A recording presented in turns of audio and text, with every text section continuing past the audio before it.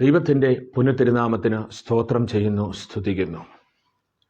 God Mercy എന്ന ചാനലിലൂടെ ദൈവത്തിൻ്റെ മാറ്റമില്ലാത്ത വചനം പറയുവാൻ തക്കൊണ്ട് ദൈവം അവിടുന്ന് ഇടയാക്കുന്ന ദൈവത്തിൻ്റെ കരുണയ്ക്കായി, കൃപയ്ക്കായിട്ട് സ്തോത്രം ചെയ്യുന്നു, സ്തുതിക്കുന്നു. ദൈവം നമ്മെ പരിപാലിക്കുകയും ദൈവം നമ്മെ നടത്തുകയും ചെയ്യുന്ന ഒരു ദൈവമാണ്. ഈ ലോകത്തിൽ ദൈവം നമ്മെ അവിടുന്ന് സൃഷ്ടിച്ചതിൻ്റെ പരമാനമായ ഉദ്ദേശം ദൈവത്തിൻ്റെ മഹത്വങ്ങൾ, ദൈവത്തിൻ്റെ പ്രവൃത്തി ഈ ലോകത്തിൽ നമ്മളിൽ കൂടി വെളിപ്പെടുത്തുക എന്നുള്ളതാണ്. സ്തോത്രം. ദൈവം നമുക്ക് തന്നതിന് നാം കണക്ക് കൊടുക്കേണ്ടി വരും എന്ന് ദൈവത്തിൻ്റെ വചനത്തിൽ നമുക്ക് വായിക്കുവാനായിട്ട് സാധിക്കുന്നുവല്ലോ. ദൈവം നമ്മെ ഓരോരുത്തരെയും സൃഷ്ടിച്ചപ്പോൾ അവൻ പല വിധത്തിലുള്ള താലന്തുകൾ തന്ന് ദൈവം നമ്മെ സൃഷ്ടിച്ചിരിക്കുന്നത് കൊണ്ട് ദൈവം തന്നിരിക്കുന്ന ആ താലന്തുകളെ, ആ കഴിവുകളെ, ദൈവം തന്നിരിക്കുന്ന കൃപകളെ അത് നാം നമ്മിൽ കൂടി വെളിപ്പെടുത്തേണ്ടത് വളരെ അത്യാവശ്യമായ കാര്യമാണല്ലോ. ദൈവം കണക്ക് ചോദിക്കുന്ന ഒരു ദൈവമായിരിക്കാൽ നമുക്ക് ആ ദൈവസന്നിധിയിൽ വളരെ ദൈവസന്നിധിയിൽ ആയിരിക്കാൻ തക്കവണ്ണം ദൈവം നമ്മെ ഇടയാക്കട്ടെ. സ്തോത്രം. ദൈവത്തിൻ്റെ കരുണയ്ക്കായി, കൃപയ്ക്കായിട്ട് സ്തോത്രം ചെയ്യുന്നു. പിതാവായ ദൈവം തൻ്റെ പുത്രനിൽ കൂടി തൻ്റെ ഹിതം വെളിപ്പെടുത്തുവാൻ തക്കവണ്ണം ഇടയാക്കി തീർത്തല്ലോ. പുത്രനായ ക്രിസ്തുവിൽ കൂടി ദൈവം നമ്മെ തിരഞ്ഞെടുത്തിരിക്കുന്നെങ്കിൽ സ്തോത്രം, നാം നമ്മിൽ കൂടി അത് വെളിപ്പെടുത്തേണ്ടതും അത്യാവശ്യമായിരിക്കുന്നുവല്ലോ. സ്തോത്രം. ദൈവ വചനത്തിലേക്ക് നാം നോക്കുമ്പോൾ ലൂക്കോസിൻ്റെ സുവിശേഷം 13-ാം അധ്യായം അതിൻ്റെ 6-ാമത്തെ വാക്യം മുതൽ നാം വായിക്കുമ്പോൾ സ്തോത്രം, ഒരു യജമാനൻ മുന്തിരിത്തോട്ടം നാട്ടുണ്ടാക്കി അതിൻ്റെ നടുവിൽ ഒരു അത്തിവൃക്ഷവും നട്ടതായി നമുക്ക് വായിക്കുന്നതായി കാണാം. സ്തോത്രം. അപ്പോൾ മുന്തിരിത്തോട്ടത്തിനിടയിൽ അത്തിവൃക്ഷം നടാറില്ല. സ്തോത്രം. അത്തിവൃക്ഷത്തിനിടയിൽ സ്തോത്രം മുന്തിരിയും നടാറില്ല. കാരണം സ്തോത്രം, അത് ഫലം തരികയില്ല. സ്തോത്രം, അതിനെ നിഷ്ഫലമാക്കി കളയും. സ്തോത്രം. അതുകൊണ്ട് മുന്തിരി തോട്ടത്തിൽ മുന്തിരി മാത്രമാണ് നടാൻ സാധ്യതയുള്ളത്. സ്തോത്രം. എന്നാൽ യജമാനൻ മുന്തിരിത്തോട്ടത്തിൽ ഒരത്തിവൃക്ഷം നട്ടതായി കാണുവാനായിട്ട് സാധിക്കുന്നു. സ്തോത്രം. മുന്തിരിത്തോട്ടത്തിൽ അത്തി നട്ട് ആ അത്തിയിൽ ഫലം തേടി യജമാനൻ വന്നപ്പോൾ അത്തിയിൽ ഫലം കണ്ടില്ല. സ്തോത്രം എന്ന് നമുക്ക് ഇതിൽ നിന്ന് വായിക്കുന്നു. സ്തോത്രം. അപ്പോൾ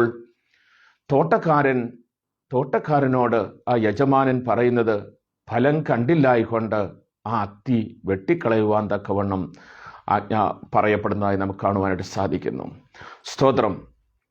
അപ്പോൾ അത്തിവൃക്ഷത്തിൽ ഫലം ഇല്ലാഞ്ഞതുകൊണ്ട് സ്തോത്രം വെട്ടിക്കളയുവാൻ പറഞ്ഞപ്പോൾ തോട്ടക്കാരൻ പറഞ്ഞു, ഞാൻ അതിന് സ്തോത്രം 4 സൈഡും കോരി വെള്ളം ഒഴിച്ച് 1 വർഷം കൂടെ ഞാൻ അതിനെ നോക്കട്ടെ. സ്തോത്രം. അത് കഴിഞ്ഞ് വെട്ടിക്കളയാം എന്ന് യജമാനനോട് പറയുന്ന ഒരു ഭാഗം നമുക്ക് ലൂക്കോസിൻ്റെ 13-ന്റെ 16-മുള്ള അധ്യായങ്ങളിൽ വായിക്കുവാനായിട്ട് സാധിക്കുന്നു. സ്തോത്രം. അപ്പോൾ ദൈവം നമ്മിൽ കൂടി ഫലം നോക്കുന്ന ഒരു ദൈവമാണ്. ദൈവം നമ്മെ നട്ടിരിക്കുന്നെങ്കിൽ നമ്മിൽ കൂടി ഫലം നോക്കുന്ന ഒരു ദൈവമാണ്. സ്തോത്രം. ഈ ലോകത്തിലേക്ക് ദൈവം നമ്മെ സൃഷ്ടിച്ചപ്പോൾ അനേക വിവിധ തരത്തിലുള്ള കൃപകളാൽ ദൈവം നമുക്ക് തന്ന് ദൈവം നമ്മെ ഈ ലോകത്തിലേക്ക് അയച്ചിരിക്കുന്നുവല്ലോ. സ്തോത്രം. വിവിധമായ കൃപകൾ സ്തോത്രം തന്ന് നമ്മെ ഈ ലോകത്തിലേക്ക് അയച്ചിരിക്കുന്നു. ചിലർക്ക് പാടുവാനുള്ള കഴിവ്, ചിലർക്ക് വചനം പറയാനുള്ള കഴിവ്, ചിലർക്ക് സ്തോത്രം പറയാനുള്ള കഴിവ്, ചിലർക്ക് കൈകൊട്ടുവാനുള്ള കഴിവ്. സ്തോത്രം. ചിലർക്ക് കഷ്ടതയിലിരിക്കുന്നവർക്ക് സ്തോത്രം അവരോടുകൂടെ കഷ്ടത ഇരിപ്പാൻ തക്കവണ്ണം കഴിവുള്ള മനസ്സ് കൊടുത്തിരിക്കുന്ന സ്തോത്രം. അങ്ങനെ വിവിധ തരത്തിലുള്ള താലന്തുകളാൽ, വിവിധ തരത്തിലുള്ള കൃപകളാൽ ദൈവം നമ്മെ ഈ ലോകത്തിലേക്ക് അയച്ചിരിക്കുമ്പോൾ സ്തോത്രം, ആ കൃപകളും ആ താലന്തുകളും നമ്മിൽ കൂടി വെളിപ്പെടുത്തേണ്ടത് വളരെ അത്യാവശ്യമായിരിക്കുന്നുവല്ലോ. ദൈവം അതിനെല്ലാം കണക്ക് ചോദിക്കുന്ന ഒരു ദിവസമുണ്ട് എന്ന് ദൈവത്തിൻ്റെ വചനത്തിൽ പറയുന്നു. സ്തോത്രം. നമുക്കറിയാം, യോഹന്നാൻ്റെ സുവിശേഷം 15-ാം അധ്യായം അതിൻ്റെ 16-ാമത്തെ വാക്യത്തിലേക്ക് നോക്കുമ്പോൾ, നിങ്ങൾ എന്നെ തിരഞ്ഞെടുത്തു എന്നല്ല, ഞാൻ നിങ്ങളെ തിരഞ്ഞെടുത്തു, നിങ്ങൾ പോയി ഫലം കായ്ക്കേണ്ടതിന് ഞാൻ നിങ്ങളെ ആക്കി വച്ചിരിക്കുന്നു എന്ന് വചനത്തിൽ വായിക്കുവാനായിട്ട് കഴിയും. സ്തോത്രം. ദൈവം യേശുക്രിസ്തു പറയുന്ന വചനം ആണ്, നാം പോയി ഫലം കായ്ക്കണം. ഫലം കായ്ക്കുന്നവരായി തീരേണ്ടതിന് ദൈവം നമ്മെ ഓരോരുത്തരെയും തിരഞ്ഞെടുത്തിരിക്കുകയാണ്. സ്തോത്രം. നമുക്കറിയാം, ദൈവവചനത്തിൽ ദൈവം അനേകരെ വിളിച്ചു, അവരിൽ കൂടി നല്ല ഫലങ്ങൾ പുറപ്പെടുവിക്കുവാൻ തക്കവണ്ണം ഇടയായി തീർന്ന അപ്പോസ്തലനായ പൗലോസിനെ നമുക്കറിയാം, ദൈവം വിളിച്ച് തൻ്റെ വേലയ്ക്ക് വേണ്ടി ആക്കി തീർക്കത്ത് പൗലോസിൽ കൂടി നല്ല ഫലം കായ്ച്ച് ദൈവരാജ്യത്തിൽ പങ്കാളിയായി തീരുവാൻ തക്കവണ്ണം ഇടയായി തീർന്നു എന്ന് ദൈവത്തിൻ്റെ വചനത്തിൽ നാം വായിക്കുന്നു. 1 കൊരിന്ത്യർ 3-ാം അധ്യായം അതിൻ്റെ 10-ാമത്തെ വാക്യത്തിൽ ഇങ്ങനെ പൗലോസ് അപ്പോസ്തലൻ, എനിക്ക് ലഭിച്ച കൃപയ്ക്കൊത്തവണ്ണം ഞാൻ ജ്ഞാനമുള്ള ഒരു പ്രധാന ശില്പിയായി അടിസ്ഥാനമിട്ടിരിക്കുന്നു. എന്നാൽ എനിക്ക് മീതെ ഒരുവൻ പണിയുന്നു, അവനവൻ എങ്ങനെ പണിയുന്നു എന്ന് നോക്കിക്കൊള്ളട്ടെ എന്ന് വചനത്തിൽ പറയുന്നതായി നമുക്ക് കാണുവാനായിട്ട് സാധിക്കും. സ്തോത്രം. പൗലോസ് അപ്പോസ്തലന് ലഭിച്ച ആ കൃപയ്ക്കൊത്തവണ്ണം താൻ പണിയുവാനും തൻ്റെ കൃപയ്ക്കൊത്തവണ്ണം താൻ ദൈവരാജ്യത്തിന് അതിൻ്റെ വളർച്ചയ്ക്ക് തക്കവണ്ണം പൗലോസ് അപ്പോസ്തലനിൽ കൂടി അത് വെളിപ്പെടുത്തുവാൻ തക്കവണ്ണം ദൈവത്തിന് സാധിച്ചു. സ്തോത്രം. നമ്മളിൽ കൂടെയൊക്കെയും ദൈവം തന്നിരിക്കുന്ന കൃപകളും താലന്തുകളും ഒക്കെയും വെളിപ്പെടുത്തുവാൻ തക്കവണ്ണം ദൈവം നമ്മെ അനുഗ്രഹിക്കട്ടെ, സഹായിക്കട്ടെ എന്ന് പ്രാർത്ഥിക്കുന്നു. ദൈവം ഈ വചനത്തിലേക്ക് നമുക്ക് നോക്കുമ്പോൾ അറിയാം. സ്തോത്രം. 1 കൊരിന്ത്യർ 12-ാം അധ്യായം 28-ാമത്തെ വാക്യത്തിലേക്ക് നോക്കുമ്പോൾ, ചിലരെ ഉപദേഷ്ടക്കന്മാരായും ചിലരെ പ്രവാചകന്മാരായും ചിലരെ അപ്പോസ്തലന്മാരായും ചിലരെ ദാസന്മാരായും ചിലരെ പ്രവാചകന്മാരായും ചിലരെ സ്തോത്രം പല വിധത്തിലുള്ള കൃപകൾ തന്ന് ദൈവം നിർത്തിയിരിക്കുമ്പോൾ, ആ കൃപകളൊക്കെയും ദൈവ രാജ്യത്തിൻ്റെ വ്യാപ്തിക്ക് തക്കവണ്ണം ഓടുവാൻ തക്കവണ്ണം, അതിന് വളർച്ച വ്യാപരിപ്പാൻ തക്കവണ്ണം, ദൈവത്തിനു വേണ്ടി മുതൽക്കൂട്ടാക്കി തീർക്കുവാൻ തക്കവണ്ണം ദൈവം നമ്മളെ ഓരോരുത്തരെയും ഇടയാക്കി തീർക്കേണ്ടതിന് ദൈവത്തെ നമുക്ക് പ്രാർത്ഥിക്കാം.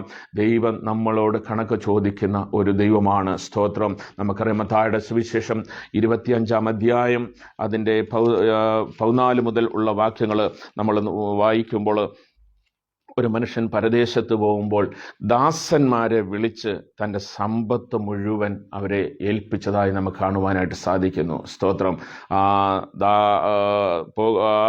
പരദേശത്ത് പോകുമ്പോൾ സ്തോത്രം തൻ്റെ സമ്പത്ത് മുഴുവൻ അവിടെ നിന്ന് ദാസന്മാരെ ഏൽപ്പിച്ചു. സ്തോത്രം.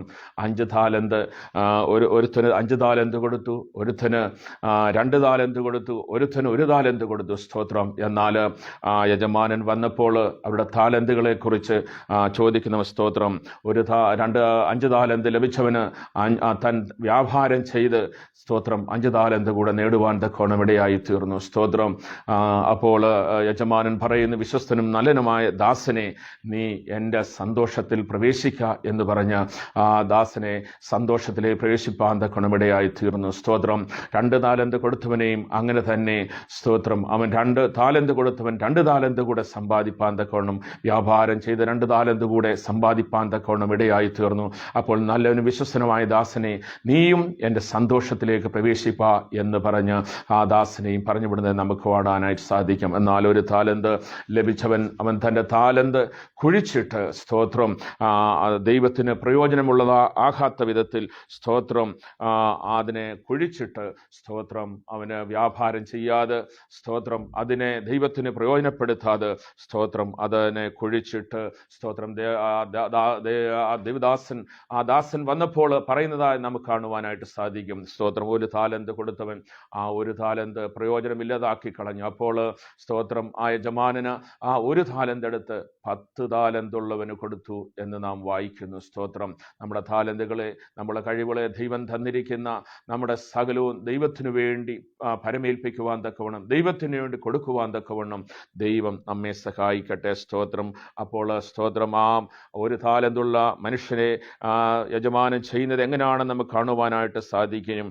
സ്തോത്രം. അവന് സമൃദ്ധി എല്ലാത്തവനോടും ഉള്ളതും കൂടെ എടുത്തു കളയും, എന്നാൽ കൊള്ളരുതാത്ത ദാസനെ, സ്തോത്രം, യജമാനൻ വിളിക്കുന്ന പദമാണ് കൊള്ളരുതാത്ത ദാസനെ. സ്തോത്രം. ഏറ്റവും പുറത്തുള്ള ഇരുട്ടിലേക്ക് തള്ളിക്കളവീൻ, അവിടെ കരച്ചിലും പല്ലുകടിയും ഉണ്ടാകും. സ്തോത്രം. സ്തോത്രം. ദൈവം തന്നിരിക്കുന്ന താലന്തുകൾ ദൈവത്തിനു വേണ്ടി പ്രയോജനപ്പെടുത്തുവാൻ തക്കവണ്ണം ദൈവം നമ്മെ സഹായിക്കട്ടെ. കൊള്ളരുതാത്ത ദാസനെ എന്നുള്ള വിളിക്ക് നാം യോഗ്യരാകാതെ ഇരിപ്പാൻ തക്കവണ്ണം നമ്മുടെ കഴിവുകളെ, നമ്മുടെ ചിന്തകളെ, നമുക്ക് തന്നിരിക്കുന്ന സകല കഴിവുകളെയും ദൈവത്തിനു വേണ്ടി പ്രയോജനപ്പെടുത്തുവാൻ തക്കവണ്ണം ഇടയാകട്ടെ എന്ന് ദൈവത്തോട് പ്രാർത്ഥിക്കുന്നു.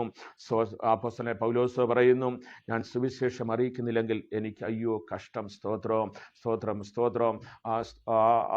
സുവിശേഷത്തിന് വേണ്ടി വിളിച്ചത്, സുവിശേഷം മറ്റുള്ളവരോട് പറയുവാൻ തക്കവണ്ണം ആ സുവിശേഷനായി ദൈവം നമ്മെ വിളിച്ചിരിക്കാൻ നാം മറ്റുള്ളവരോട് സുവിശേഷം പറയുവാനും നമുക്ക് തന്നിരിക്കുന്ന കഴിവുകളെ മറ്റുള്ളവരിലേക്ക് ഏൽപ്പിക്കുവാനും, സ്തോത്രം, നമ്മുടെ താലന്തുകളെ നാം ഒന്ന് ലഭിച്ചവന്, ഒരു താലന്ത് ലഭിച്ചവൻ കുഴിച്ചിട്ടതുപോലെ കുഴിച്ചിടാതെ വണ്ണം, സ്തോത്രം, അത് വ്യാപാരം ചെയ്ത് അത് യജമാനൻ്റെ മുൻപിൽ 5 കൂടെ നേടി, 2 കൂടെ നേടി, സ്തോത്രം, അത് 3 കൂടെ നേടി എന്നൊക്കെ പറയുവാൻ തക്കവണ്ണം നമ്മുടെ താലന്തുകളെ വർദ്ധിപ്പിച്ചേണ്ടത് അതിൽ കൂടി ദൈവം നമ്മെക്കുറിച്ച് ആഗ്രഹിക്കുകയാണ്.